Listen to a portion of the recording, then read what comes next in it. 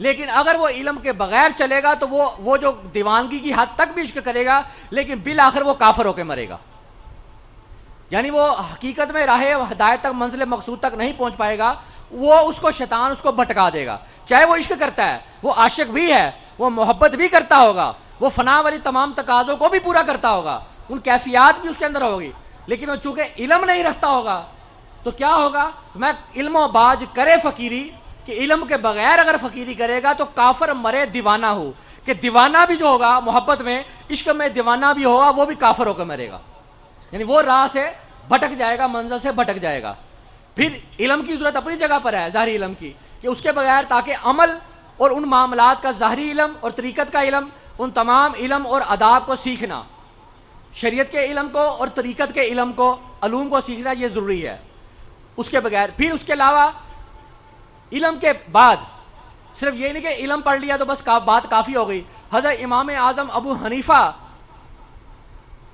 آپ اتنے پائے کے عالم دین تھے کہ آپ اماموں کے امام ہیں، امام اعظم ابو حنیفہ، لیکن آپ کسی جگہ نسبت، آپ یہ نہیں کہ وہ بیعت نہیں تھے.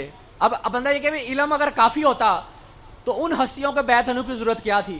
کیا حضرت مجدد پاک رحمۃ اللہ علیہ ان پڑھ تھے؟ کیا حضرت داتا گن بخش رحمۃ اللہ ان پڑھ تھے؟ کیا حضرت غوث الاعظم رحمۃ اللہ علیہ ان پڑھ تھے؟ وہ تو علم کے اس مقام پر فائز تھے، اور وہ ظاہری علم جہاں پر حد ختم ہو جاتی وہ تو علم سے اس سے بھی کئی گنا حد علم زیادہ حاصل کرنے والے تھے. اس کے باوجود جو تھے کسی ولی کامل کے قدموں میں جا کر ساری زندگی بیٹھا کرتے تھے. حضرت غوث الاعظم عبد القادر جیلانی رحمۃ اللہ علیہ آتا ہے کہ آپ کو 21 علوم پر عبور حاصل تھا. آپ صرف حافظ قرآن، قاری، مفسر، عالم دین، محدث ہی نہیں تھے، بلکہ آپ کو آتا ہے کہ 21 علوم پر آپ کو عبور حاصل تھا. اور ایک دفعہ اس زمانے کے بڑے پائے کے بزرگان دین تھے، عالم دین تھے، تو ان کے ذہن میں ایسے خیال آیا، ان کو متعلق آپ کسی مجلس میں، کسی جلسے میں تشریف فرما تھے، تو اس عالم دین نے جو زمانے میں سب سے پائے کے عالم تھے، اس عالم دین نے ایک آیت کی 16 تفسیریں کی. یعنی ہم تو ایک عام لفظ لیتے ہیں بھی ٹھیک ہے، اس کا ایک عام ترجمہ پڑھتے ہیں، جب اس کی اور گہرائی میں چلتے جاؤ بعض مفسرین نے ایک آیت ہی کی کئی تفسیریں کی ہوئی ہیں. صرف ایک آیت کی ایک ہی تفسیر نہیں ہوتی، ہم تو ایک عام لغت میں، عام تفسیروں میں ایک تفسیر پڑھتے ہیں، ایک آیت کی کئی تفسیریں جو ہے وہ علماء کرام بیان فرما دیتے ہیں. تو انہوں نے 16 تفسیریں، ایک ہی آیت کی 16 تفسیریں بیان فرمائی. جب اٹھ کر بیٹھے تو انہوں نے حضرت غوث الاعظم کو کہا کہ آپ کچھ ارشاد فرمائیے. یعنی انہوں نے بطور امتحان کے کہ ان کو کہا کہ آپ کچھ ارشاد فرمائیے. تو آپ اسٹیج پر جلوہ فرما ہوئے تو آپ نے قرآن کی اسی آیت کی تفسیریں شروع فرما دی. آپ نے 1 فرمائی، 2 فرمائی، 3 فرمائی، 4، اس 16 سے ہٹ کر وہ 16 تو انہوں نے بیان فرما دی. اس کے بعد انہوں نے کہا اس کے علاوہ اور تفسیریں اس کی تو نہیں بنتی. انہوں عالم نے کہا نہیں، اس کے علاوہ اس کی اور تفسیریں بن ہی نہیں سکتی. آپ نے بیان فرمانا شروع کر دی، حتیٰ کہ بیان فرماتے کہ 1 2 3 4 5 10 25 آپ اتنی تفسیریں آپ بیان کہ حتیٰ کہ وہ عالم دین اسٹیج سے گر کر بے ہوش ہو گئے. تو جب وہ بے ہوش ہو گئے تو باقی علماء کرام نے ہاتھ جوڑ دیے، فرمایا کہ حضور بس کر دے، بس آپ کی مہربانی. ہمیں کہ آج خدا کی قسم اگر تم مجھ کو نہ روکتے تو فرمایا کہ میں 100 سے آگے تفسیروں میں بڑھ جاتا، کہ میری زبان سے اس کی تفسیریں رک نہ پاتی، کہ میں اس آیت کی کتنی تفسیریں کر جاتا یہ میں خود بھی نہ جانتا. اب کیا وہ اس بات کو نہ جانتے تھے کہ علم آنے کے بعد یا اس کے بعد اس چیز کی ضرورت نہ رہ جاتی، کہ اس نسبت کی یا بیعت کرنے کی یا نسبت قائم کرنے کی، اس تعلق کو پیدا کرنے کی کیا ضرورت پڑی ہے؟ میں خود اتنا بڑا عالم دین ہوں. حضرت داتا گن بخش رحمۃ اللہ علیہ کے اتنے بڑے عالم مجدد الف ثانی جو کہ 1000 سالہ مجدد تھے، جو کہ 1000 سالہ مجدد تھے، دین کی تجدید کرنے کے لیے تشریف لائے. اور آپ کے آنے سے پہلے آپ کا لقب ہے صلہ، سواد لام ہے. یہ حدیث پاک میں نبی پاک صلی اللہ علیہ وسلم کی حدیث پاک بھی ہے. فرمایا کہ میری امت میں ایک شخص پیدا ہوگا جس کو صلہ کہا جائے گا. یعنی میری امت میں ایک شخص پیدا ہوگا جس کو صلہ کہا جائے گا. سواد لام ہے صلہ، یعنی 2 چیزوں کو ملانے والا، 2 دریاؤں کو ملانے والا، 2 چیزوں کو آپس میں ملانے والا، یعنی 2 چیزوں کو ایک کر دینے والا. وہ 2 چیزیں کیا تھی؟ وہ 2 دریا علیحدہ علیحدہ کیا تھے؟ 2 چیزیں الگ کیا تھی جن کو آپ نے ملایا؟ وہ شریعت اور طریقت ہے کہ آپ کے آنے سے پہلے تشریف لانے سے پہلے ایک گروہ شریعت والوں کا تھا، ایک طریقت والوں کا تھا. جو طریقت والے تھے وہ یہ کہتے تھے کہ شریعت کی کوئی ضرورت نہیں ہے، کہ ٹھیک ہے بس جو بیعت ہو گیا نسبت قائم کرتا ہے، ٹھیک ہے اس رستے پہ چل رہا ہے، بھی ٹھیک ہے شریعت پہ چلنے کی ضرورت ہی کوئی نہیں ہے. آپ فرمایا کہ تم بھی گمراہ ہو.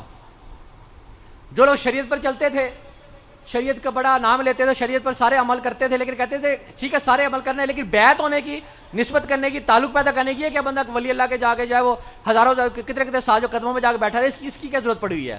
بھائی خود ہم انسان نمازیں پڑھے، اللہ کرے، علم حاصل کرے، سارا کچھ کرے، اس کی کیا حاجت ہے؟ تو آپ فرماتے ہو تم دونوں گمراہ ہو. کامیاب وہ ہے جس کے ایک ہاتھ میں شریعت ہو، دوسرے ہاتھ میں طریقت ہو.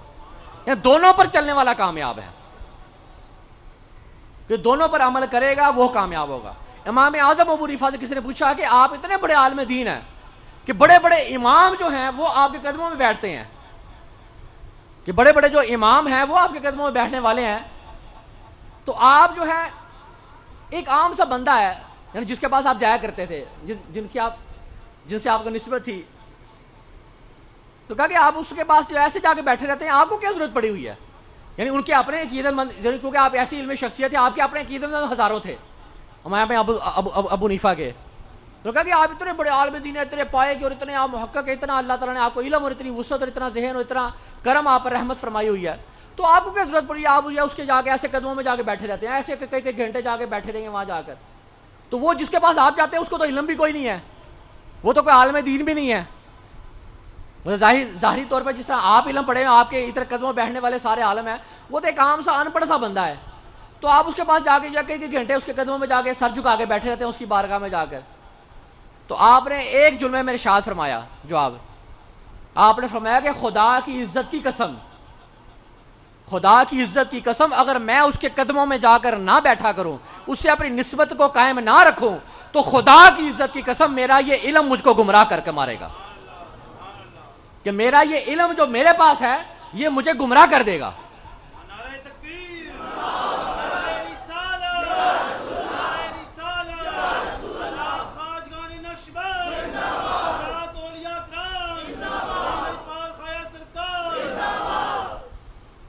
کہ مجھے گمراہ کر دے گا میرا علم، کہ اگر میں اس سے اپنی نسبت توڑ دوں تو میرا علم مجھے گمراہ کر دے گا. اگر میں ہدایت پر ہوں تو اس کی توجہ کی وجہ سے، اپنے علم کی وجہ سے نہیں ہوں، ورنہ اگر میں اس سے میری نسبت نہ ہو، میں قدموں میں جا کے بیٹھوں، میرا علم تو مجھے گمراہ کر دے گا. اب کیا ان کو کسی کی چیز کی ضرورت تھی؟ عبادت گزار بھی تھے، عالم دین بھی تھے، سارا کچھ تھا، کیا ضرورت پڑی تھی؟ وہ علم تو ایک چیز ہے، لیکن فیض جو ہے، تعلق جو ہے، وہ ایک علیحدہ چیز ہے.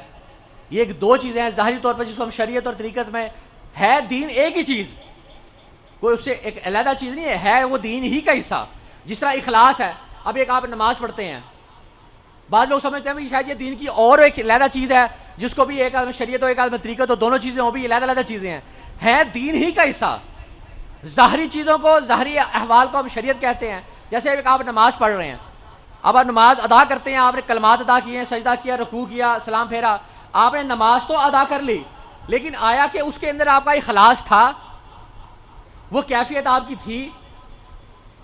وہ کیفیت ہماری نہیں ہوتی. ہم نماز پڑھ رہے ہیں، خیال دنیا کا آ رہا ہے، کاروبار کا آ رہا ہے، تو ظاہری طور پر ہمیں شرعی طور پر ہمیں نماز تو ادا کر لی ہے، لیکن وہ کیفیت ہمارے اندر پیدا نہیں ہوئی.